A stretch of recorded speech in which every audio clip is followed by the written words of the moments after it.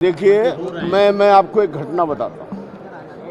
हमारा विधानसभा क्षेत्र है सिमरिया। 2008 में मैं वहाँ से विधायक, 2013 में हमारी पत्नी वहाँ से विधायक, 2023 में अभी मैं फिर विधायक।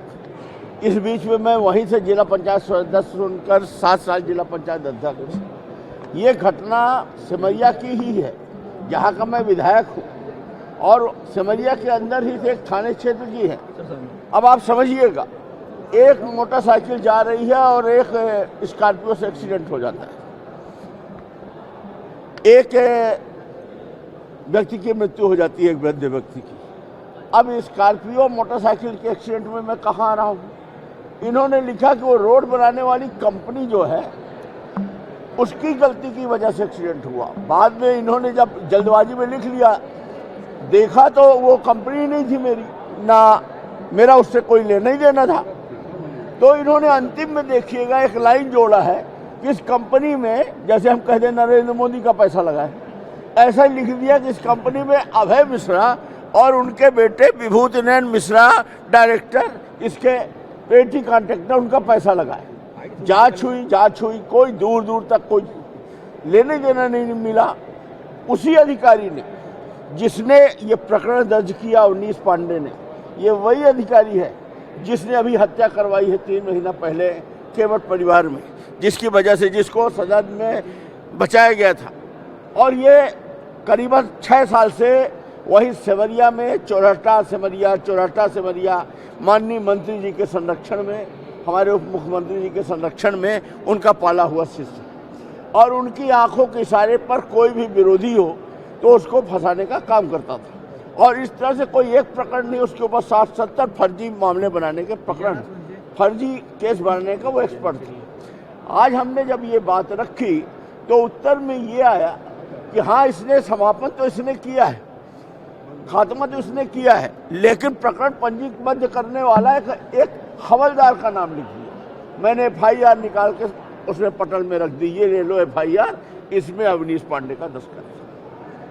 अब कोई जवाब नहीं था। अब FIR करने वाला भी वही था, काटने वाला भी वही था। तो ऐसा आदमी जो उस क्षेत्र के ही विधायक और उसके बच्चों तक को टारगेट करे, तो हम दूसरों की क्या रक्षा कर पाएंगे? दूसरों को हम फर्जी मुकदमों से कैसे बचा पाएंगे?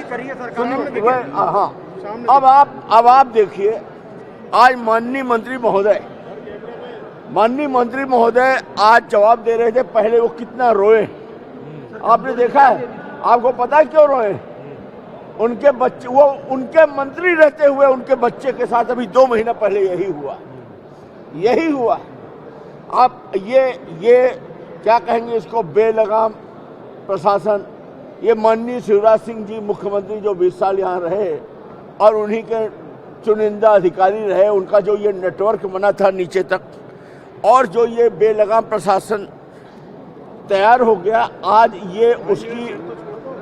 ये उसकी क्या कहना चाहिए, हमारे देसी भाषा में कहते हैं मोटाई छाई है। नहीं कहते हैं कि मोटाई छाई?